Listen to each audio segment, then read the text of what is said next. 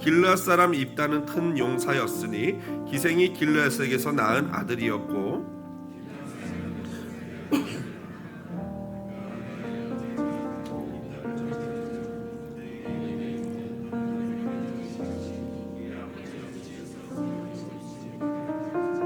이에 입다가 그의 형제들을 피하여 돕 땅에 거주하매 잡류가 그에게로 모여와서 그와 함께 출입하였더라. 암몬 자손이 이스라엘을 치료할 때 길르앗 장로들이 입다를 데려오려고 돕 땅에 가서 당신은 와서 우리의 장관이 되라 하니 입다가 길르앗 장로들에게 이르되 너희가 전에 나를 미워하여 내 아버지 집에서 쫓아내지 아니하였느냐? 이제 너희가 환난을 당하였다고 어찌하여 내게 왔느냐 하니라. 이제 우리가 당신을 찾으러 온 것은 우리와 함께 가서 암몬 자손과 싸우게 하려 함이니 그리하면 당신이 우리 길르앗 모든 주민의 머리가 되리라 하매 입다가 길르앗 장로들에게 이르되 너희가 나를 데리고 고향으로 돌아가서 암몬 자손과 싸우게 할 때 만일 여호와께서 그들을 내게 넘겨 주시면 내가 과연 너희의 머리가 되겠느냐 하니 입다에게 이르되 여호와는 우리 사이의 증인이시니 당신의 말대로 우리가 그렇게 행하리. 다 함께 했습니다. 이에 입다가 길르앗 장로들과 함께 가니 백성이 그를 자기들의 머리와 장관을 삼은지라. 입다가 미스바에서 자기의 말을 다 여호와 앞에 아뢰니라. 아멘. 오늘은 본문 사사기 11장 1절로 11절 말씀 가지고요, 아버지의 잘못으로 아들이라는 제목으로 말씀에 은혜 나누도록 하겠습니다. 요즘 저는요, 한국의 한 젊은 정치인의 스피치를 듣는 재미에 빠졌습니다. 물론 성도님들이 너무 걱정할 정도는 아니니까 너무 염려하지 않으셔도 되겠습니다.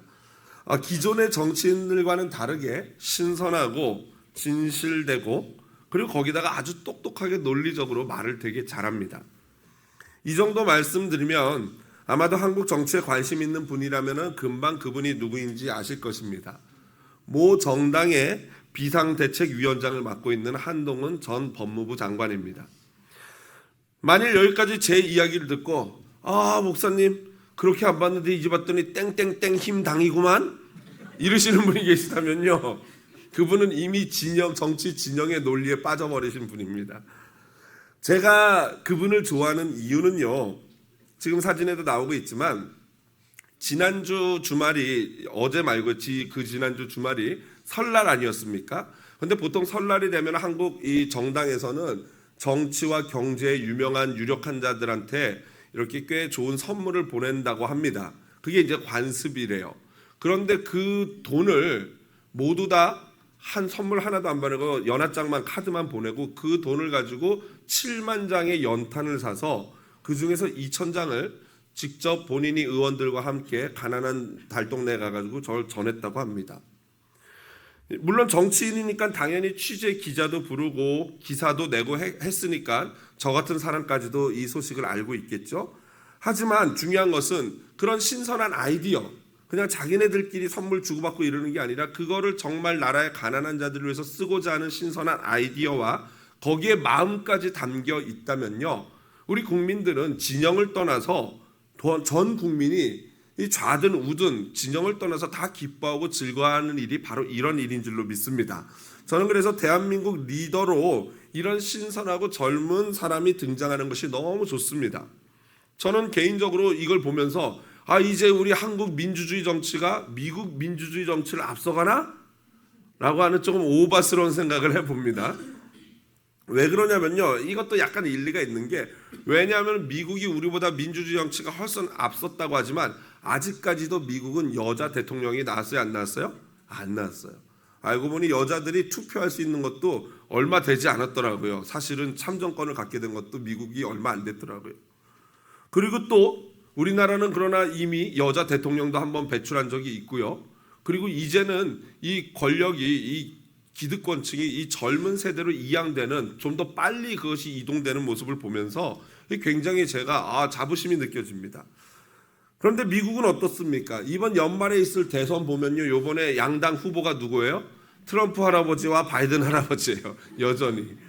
제가 이렇게 할아버지라고 하면 또 어르신들이 저 젊은 사람이 젊은 목사가 노인을 폄하나, 그게 아니라 실제로 미국 여론기관에서 조사를 해봤더니 미국의 국민의 대다수가 이 두 분의 재대결을 보는 거를 너무나도 피곤해한대요. 피로감이 쌓이는 거죠. 했던 말 또 하고 서로 막 그냥 공격하는 이런 걸 보면서 답답하다는 거죠. 그래서 미국에도 실제로 이제 건강한 보수 후보와 건강한 진보 후보가 나와서 정말 논리적인 그런 어떤 경쟁, 진짜 좋은 라이벌 구도를 이뤘으면 좋겠다는 제 마음입니다. 그래서 여러분, 우리는 대한민국과 미국을 위해서 기도하셔야 합니다. 특별히 정치를 통해서도 이 땅에 하나님의 뜻이 이루어지게 해달라고 기도해야 할 줄로 믿습니다. 제가 좀 사적인 이야기를 하자면요, 한동훈 위원장이 저보다 3살 아래입니다. 저보다 어려요, 3살. 그렇게 보인다고요? 워낙 한동훈 위원장이 나이가 좀 어려 보여서 그런데 저보다 3살 어린데, 제가 이번에 조사하면서 봤더니 저랑 같은 동네 출신이더라고요. 여러분, 제가 바로 그런 사람입니다. 아멘. 감사합니다, 목사님. 그래서 제가 어제 조사를 해봤더니 이분이요, 신동초등학교, 경원중학교, 현대고등학교, 서울대학교, 그리고 뉴욕에 있는 컬럼비아 대학 로스쿨을 나왔어요. 그런데 여러분, 신동초등학교가 제가 원촌초등학교를 나왔는데 거기를 다니기 전에 다녔던 학교가 바로 신동초등학교예요. 그리고요, 경원중학교가 저희 형이 2살 터울 형이 있는데 저희 형이 경원중학교 1회 졸업생입니다. 예, 대단하죠? 그리고 하여튼 우리나라 혈연, 지연, 막 학연 이거 문제예요. 그리고 제가 서울대가 저희 집에서 좀 멀어가지고 가지는 않았지만 그래도 제가 제일 좋아하는 대학이 또 서울대 아니겠습니까? 굉장히 이 한동훈 위원장이 더 급친근해졌는데요. 또 보니까 한동훈 대표의 아버님이 세계 1위 반도체 장비 회사인 Applied Materials AMK라고 하는 그 유명한 회사의 한국 대표였더라고요. 그러니까 한마디로 이분은 소위 금수저 집안이, 압구정동, 반포, 우리 잠원동 서초동에 살다가 압구정동에서 살게 된 한마디로 금수저 집안이죠. 여러분, 질문 드리고 싶습니다. 여러분은 어떤 출신의 사람이 우리들의 리더가 되기를 원하십니까? 온실 속 화초처럼 어떤 풍파도 없이 자라서 때 하나 묻지 않은 그냥 순진무구한 사람입니까? 아니면 잡초처럼 자라서 마음에 상처가 가득하여서 막 도끼만 남은 그런 사람입니까? 옆에 분에게 한번 물어보세요. 누굴 원하십니까? 솔직히 이것만 들으면 여러분 고르기 힘드시죠? 여러분들이 생각할 때는 이 사람도 안 될 것 같고 저 사람도 안 될 것 같은 분명한, 만약에 기본적인 지혜가 있는 분이라면 그런 판단이 될 거예요. 이 사람도 좀 그렇고 이 사람도 그렇다. 오늘 본문을 이렇게 시작합니다. 오늘 본문 주인공인 입다의 출신에 관한 내용인데요. 1절에 보니까 길르앗 사람 입다는 큰 용사이니 기생이 길르앗에게서 낳은 아들이었고 라고 나와 있습니다. 그냥 우리는 그냥 이걸 읽을 수 있지만 팀 켈러 목사님은 당신을 위한 사사기라는 책에서 이것에 대해서 다음과 같이 말했어요. 같이 한번 읽어보겠습니다. 놀랍지 않기도 하고 놀랍기도 한 선택이었다.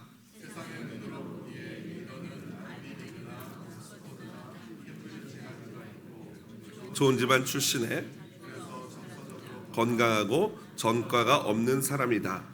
그러나 입다는 그런 것에 하나도 해당되지 않는 사람이었다. 그는 매우 역기능적 가정 출신이었다. 본래 가정이란 부부가 서로 사랑해서 결혼을 하고 자녀를 낳고 그 자녀들에게 사랑과 자녀들의 필요를 공급하는 것이 가정입니다. 그렇게 해서 그 자녀들을 사회의 구성원으로 재생산하는 것이 가정의 바로 순기능이에요. 가정이 원래 해야 될 일이 그거라는 거죠. 그런데 많은 가정들이 순기능이 아니라 역기능을 발휘합니다. 즉 가정에서 부정적인 영향으로 말미암아 부부간에 심지어 그 부정적인 영향력이 자녀들에게까지도 끼치는 것을 보게 됩니다.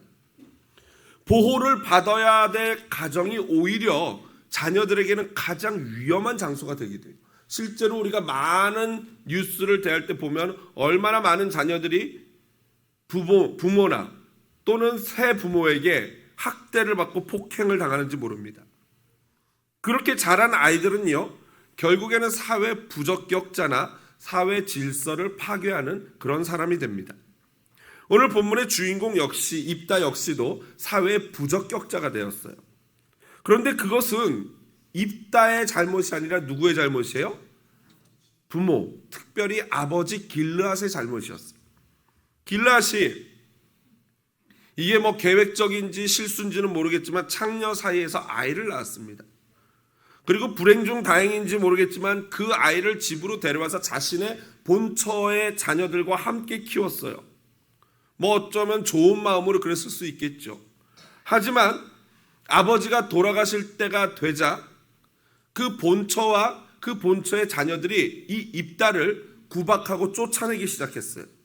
왜냐하면 다른 여인의 자식으로서 우리 아버지의 유산을 나눠 가질 수 없다라는 거예요. 결국에 돈 문제죠.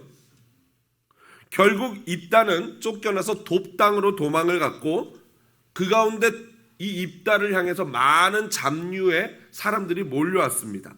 그리고 그를 추종하여 군대를 이루게 되었다라는 것이 오늘 3절에 나온 이야기입니다. 여기서 많은 잡류들이 모였다라고 나오는데요. 이 잡류는 아나실레킴이라는 단어인데요. 윤리적으로 무가치한 사람이라는 의미입니다. 한마디로 사회적으로 도덕적으로 진짜로 별 볼 일 없는 그런 불량배와 같은 또는 약자들, 사회적 약자들, 그런 사람들이 몰려온 거예요. 그리고 출입하였다라는 의미는 바로 입다를 추종하고 따랐다라는 의미예요. 그래서 어떤 사람은 입다를 사사 중에 홍길동이다라고 표현하는 분도 있고요. 어떤 사람은 그를 불량배의 두목이다라고 폄하하는 분들도 계십니다. 하지만 오늘 사사기 저자의 표현을 보십시오. 1절에 이렇게 나와 있죠. 입다는 큰 용사였으니, 큰 용사다라는 기뽀르 하일이라는 히브리어인데요. 이거는 전쟁에 능한 용사 또는 능력자라는 뜻이에요. 이 단어가 우리가 좋아하는 룻기에도 등장하는데, 룻기에서 멋진 남자 누가 등장합니까? 보아스가 나오죠. 그 보아스를 뭐라고 초장에 설명하냐면요, 바로 기뽀르 하일이다, 즉 능력자, 유능한 사람이다, 유력자다라고 기록하고 있습니다. 그러니까 이 단어 기뽀르 하일이라는 단어는 매우 긍정적인 의미의 단어인 것이죠. 이스라엘 족속이 암몬이나 블레셋 족속에게 괴롭힘을 당하는 와중에도 입다와 그의 추종자들은 블레셋이나 암몬 사람들의 괴롭힘을 당하지 않았어요. 어떻게 그 괴롭힘을 당하지 않을 수 있었을까요? 당연하죠. 아마도 입다의 힘이 셌고 그가 거느리고 있는 부하들이 굉장히 강력한 용사들이었기 때문에 블레셋 사람들과 암몬 사람들이 이스라엘 지파는 건드려도 입다와 그의 추종자들은 손대지 못했던 것입니다. 우리 기성세대와 앞으로 가정을 이룰 우리 젊은이들, 또 지금 젊은 부부들은요, 명심해야 합니다. 아버지의 잘못으로 아들이 힘들어지는 일은 없어야 할 줄로 믿습니다. 여러분, 예전에 가게에 흐르는 저주를 끊어라 라는 책이 있었어요. 그래서 마치 우리 집안에, 가문에 저주의 피가 흘러서 막 악한 영들이 흐르는 것처럼 오해를 했는데 그런 의미가 아니죠. 가게에 흐르는 저주는 우리가 예수 그리스도를 구주로 고백하는 순간 모든 어둠과 악한 영들은 떠나가게 될 줄로 믿습니다. 그런데 중요한 건 뭐냐면요, 실제로 부모 세대의 부정적인 영향력, 즉 역기능적 그 영향력은요, 여전히 자녀들의 마음에 상처로 남아서 그 상처가 꽤 오래도록 우리 자녀들을 괴롭힌다는 거예요. 심지어 그 상처가 너무 크면요, 그 자녀의 자녀에게까지도 넘어가서 계속 가문을 괴롭히는 일이 됩니다. 그러므로 여러분 정신을 차려야 돼요. 지금 우리는 내 자녀 세대, 다음 세대에게 선한 영향력을 끼치려고 노력해야 합니다. 어쩌면 이 자리에 계신 분들 중에 입다처럼 역기능 가정에서 자란 분들이 분명히 계실 수 있어요. 얼마나 마음에 아픔이 있고 상처들이 있겠습니까마는, 여러분, 내 마음에 상처가 있고 아픔이 있어서 그런 악한 영향력이 있는데 그걸 여전히 내 아들에게 물려주시겠습니까? 아니죠. 그러고 싶지 않으시죠? 그러므로 이제는 우리가 결단을 하고 내 세대에서, 그게 누구든지 간에 이 자리에 있는 모든 분들은 결단하셔야 돼. 이 악한 영향력은 내 세대에서 끊어버리겠다. 우리 아버지가 알코올 중독자였다면은 내 세대에서 이걸 끊어버려야 되는 거예요. 우리 아버지가 도박 중독자였다면은 내 세대에서 이걸 끊어버리겠다. 우리 아버지가 폭행하는 사람이었다면은 내 세대에서 이걸 끊어버리겠다는 결단하시기를 주님의 이름으로 축복을 드립니다. 왜냐하면 그래야 우리 자녀와 우리 가문이 살 수 있기 때문이에요. 더 이상 아버지의 잘못으로 아들이 고통받는 일은 없어야 할 줄로 믿습니다. 우리 아버지의 잘못으로 나와 내 형제들은 힘들었지만 이제 나는 우리 아버지 세대와 달라요. 뭐가 달라요? 믿음이 있잖아요.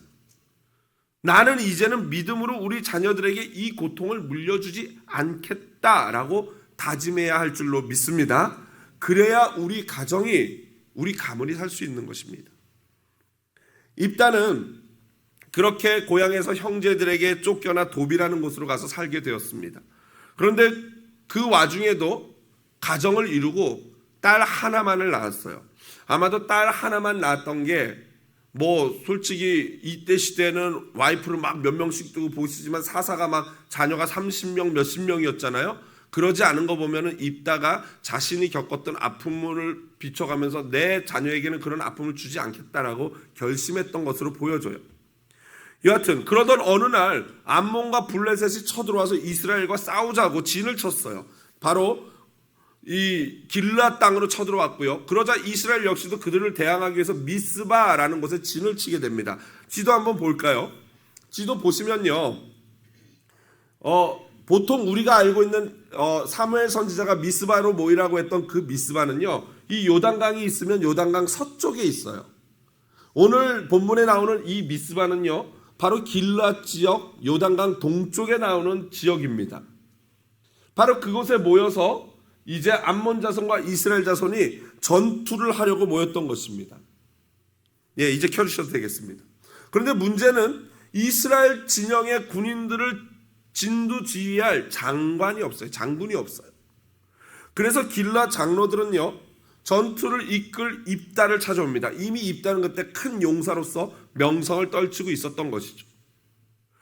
그랬더니 여러분이 입다라면은 이렇게 찾아온 장로들이 고울까요? 이쁠까요? 미울까요? 당연히 밉죠. 쫓아낼 때는 언제고 당연히 그렇지 않겠습니까? 나가라고 할 때는 언제고 이제 와서 도와달래? 그 이야기를 입다가 7절 8절에 하고 있는 것입니다. 하지만 장로들이 지난주 본문에서 봤지만 하나님 앞에서 회개했잖아요. 막 그냥 눈물 흘리면서 우리를 살려달라고 했잖아요. 그렇게 회개한 그 마음이 가난해진 장로들이 끝까지 입다의 발을 붙잡는 거예요. 그러지 마시고 제발 도와달라고. 그러자 입다가 물어봅니다. 그러면 내가 그렇게 하면 당신들의 우두머리가 될 수 있느냐? 아, 당연하다고. 내가 장로들이 여호와 앞에서 우리가 그걸 언약하겠다고 말합니다.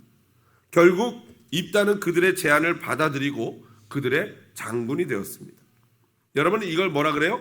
인생 역전이라고 합니다. 인생 역전.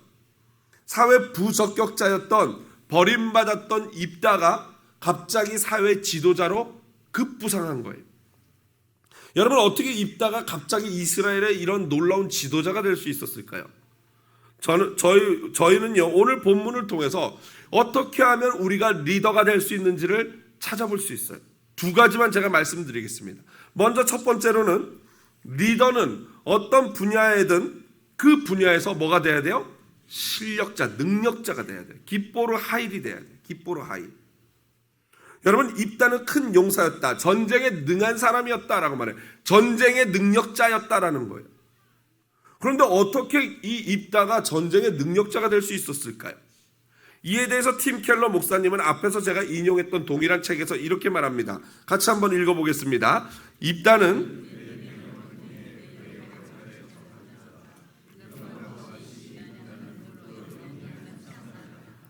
우리가 앞으로 보겠지만 위대한 투사다. 만일 입다가 편안함과 안락함 속에서 자랐다면 결코 이런 사람이 되지 못했을 것이다. 삶은 그를 인간 구원자가 되도록 준비시키고 자질을 갖추게 했다. 아멘. 그렇습니다. 입다는요, 자기의 그 불공평한 인생, 억울한 인생을 놓고 한탄만 하면서 이놈의 불공평한 세상 다 죽어버려! 막 이러지 않았어요. 그는 대신에 자신의 살 길을 찾아 떠났고 자신에게 주어진 매일의 삶에서 살아내려고 최선을 다했던 것입니다. 요즘 우리 한국이나 미국은요, 금수저, 흑수저, 공평과 불공평에 대해서 많이 이야기합니다. 기울어진 운동장이니 출발선이 다르니 이런 얘기를 많이 해요. 사실이죠. 사실 기울어진 운동장이나 흑수저, 금수저, 여러분 흑수저가 되면요 너무 힘든 게 사실이에요. 그 어려움을 저는 부정하지 않습니다. 왜냐하면 저 역시도 흑수저 중에 흑수저와 같은 삶을 경험해 봐서 알기 때문이에요. 여러분 동훈이가 압구정 아파트에 살 때, 여기서 동훈이는 한동훈 씨를 말하는 겁니다. 그 옆 동네에 잠원동이 있었는데, 압구정동 옆에 잠원동이 신사동 잠원동이 있는데 거기서 제가 살았거든요. 거기도 파락군이고 아파트촌이에요.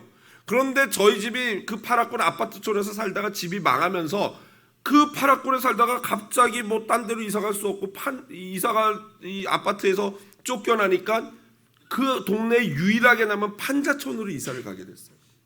잘 살다가 어느 날 망해서 갑자기 판자촌을 들어가게 된 거예요. 여러분 아파트의 그 편안한 삶과 판자촌의 삶은 완전히 다른 이야기예요. 먼저 가장 큰 여러 가지 어려움이 있겠지만 가장 피부에 와닿게 어려움을 설명드리면 먼저 쭈그리고 앉아서 똥을 싸야 됩니다. 죄송합니다. 똥 얘기를 해서. 그리고요 이게 시간이 지나면서 점점 차오르지 않습니까? 그 역겨움은 말로 할 수 없겠죠, 여러분. 여러분들이 아마 이 미국에서 국립공원 같은 데 놀러 가서 이렇게 화장실 가보면은 그 역겨움을 새롭게 경험하실 수 있어요. 그렇게 똥차 가서 똥을 포가는 재래식 화장실이에요. 또 이게 제일 불편한 게 뭔지 아십니까? 추운 겨울에는요 위는 따뜻하게 입어야 되고 아래는 시원하게 입고 가야 됩니다. 그래서 화장실 갈 때 파카를 입고 가요, 점퍼를.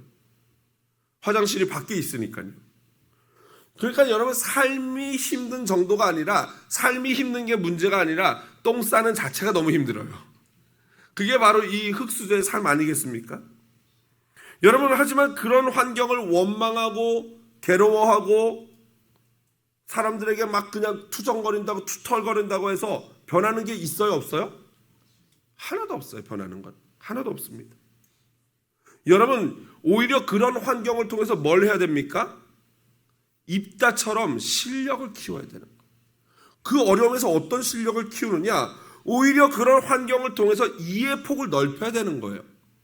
세상에는 이런 삶도 있고 이런 삶도 있고 이런 어려운 가운데 있는 사람들도 계시는구나 라는 걸 알고 이해해야 되는 것이죠.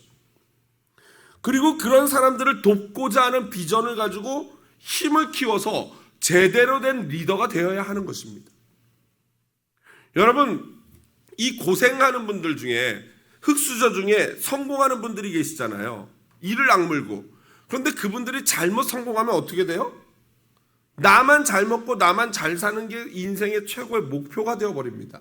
내가 고생했는데 내가 내 힘으로 노력해가지고 성공했기 때문에 너도 그러면 돼. 도움받을 생각하지 마. 이런 피도 눈물도 없는 오히려 더 이상한 사람이 되는 거예요. 여러분 입다처럼 자신의 고통의 삶을 통해서 다른 사람에게 선한 영향력을 끼치는 그런 사람이 되어야 할 줄로 믿습니다. 마지막으로 리더는요 바로 믿음의 사람이어야 합니다. 사실 믿음이 실력이에요. 같이 한번 말해 보겠습니다. 믿음이 실력이다. 옆에 분에게 얼굴을 보시면서 한번 말씀해 주세요. 믿음이 실력입니다. 그렇다면 여러분 입다는 과연 믿음의 사람이었을까요? 아니면 그냥 싸움 잘하는 불량배였을까요? 어떤 학자들은 다음과 같이 말합니다. 입다는 하나님이 아니라 사람들이 세운 최초의 사사이자 유일한 사사이다. 어느덧 이스라엘은 사사를 세우는 하나님의 고유 권한을 침해하고 있다. 불량배의 두목 입다의 리더십이 시작부터 불안하다. 한마디로 입다는 하나님이 세운 사사가 아닌 인간이 세운 사사다라고 폄하하는 거죠. 자, 그렇다면 오늘날 국가 지도자나 교회 장로님들이나 담임 목사를 세울 때 사람들이 투표를 하지 않습니까? 그렇다면 그 지도자는 잘못 세워진 겁니까? 그렇지 않지요. 직접 하나님의 계시에서 세우는 지도자이건 아니면 직접 투표건 간접 투표건 사람들을 통해서 세워지는 지도자이건 모두 다 하나님의 섭리와 인도하심 가운데 이루어지는 줄로 믿습니다. 그래서 교회 지도자들한테 순종하라는 거예요. 그런 점에서 입다는요, 의심할 여지 없이 믿음의 사람이었습니다. 아마도 입다는 믿음으로 자신의 어려움과 가정에서 받은 상처를 극복했던 것으로 보여집니다. 오늘 본문을 보십시오. 9절에 이렇게 말해요. 9절 하반절의 끝부분에 보면요, 만일 여호와께서 그들을 내게 넘겨주시면 이라고요. 그들을 하나님이 내게 넘겨주신다는 것은 무슨 표현이에요? 이게 무슨 말이에요? 전쟁을 누가 이기게 하신다는 거예요? 하나님이 이기게 하신다는 자기의 신앙을 고백하는 거예요. 만약 하나님이 나로 하여금 전쟁에 이기게 하신다면, 그러니까 입다는 전쟁의 승패가 누구에게 달려 있다는 거예요? 하나님께요. 또 있습니다. 11절 끝부분을 보십시오. 사사기 저자는요, 입다가 미스바에서 자기의 말을 다 여호와께 아랬다라고 기록해요. 여러분, 입다가 미스바에서 자기의 말을 여호와께 아랬다가 뭐 했다는 걸로 보여주십니까? 해석되어지십니까? 그렇죠. 기도했다라고 해석되어지죠. 그런데 어떤 아까 말했던 그 학자들은요, 그렇게 해석하지 않아요. 이것을 하나님 앞에서 의식적인, 오피셜한 어떤 의식적인 행위를 했다. 다시 말해서 하나님 앞에 서로 뭐 가져와 해가지고 도장 찍고 이렇게 했다라고 해석을 하기도 합니다. 물론 그럴 수도 있어요. 그런데 매튜 헨리라는 유명한 예전의 주석가는 이렇게 이 부분을 해석하고 있습니다. 같이 한번 읽어보겠습니다. 입다는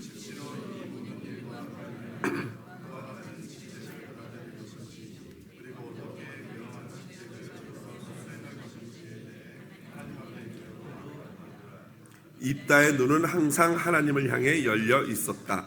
그는 이 일과 관련하여 자신의 모든 생각과 염려를 하나님 앞에 아뢰었다. 왜냐하면 그분과 함께할 때 비로소 우리는 참된 자유를 얻기 때문이다. 아멘. 그렇습니다. 즉 입다가 이 모든 일을 가지고 하나님 앞에 나가 기도하며 하나님께 아뢰었다. 말 그대로 문장 그대로 그렇게 해석하는 거예요. 그뿐 아니라 더 정확한 거는요, 오늘 본문 우리가 읽진 않았지만 한 장 이렇게 뒷부분 넘겨보면 29절이 있는 11장 29절을 보면요, 이렇게 돼 있어요. 이에 여호와의 영이 입다에게 임하시니라고요. 여호와의 영이 입다에게 임했다. 여러분, 신약 시대에는요, 성령이 우리에게 임하시는데 성령이 우리 안에 내주하신다 그래요. 내주하신다는 건 한 번 오시면 우리 마음속에 들어와서 계속 우리 마음 가운데 살고 계신다라는 표현이에요. 그런데 구약 시대에는요, 성령이 예수 믿는 모든 사람들에게 임했던 게 아니라 하나님이 택하시고 쓰시고자 하는 그 사람에게만 성령이 임재했어요. 그래서 내주하신다고 안 하고 임재하신다 그러고, 그 임재한다는 거는 마치 하늘로부터 망토가 내려와서 그 사람을 덮는 것과 같은 게 바로 임재예요. 그래서 왕이라든가 선지자, 제사장에게 하나님의 영이 특별히 임했던 거죠. 오늘 그 일이 누구에게 일어났다고요? 입다에게 일어난 것입니다. 비록 사람들이 그를 택한 것처럼 보였지만 사실은 하나님의 섭리 가운데 하나님이 그를 사사로 세우신 줄로 믿습니다.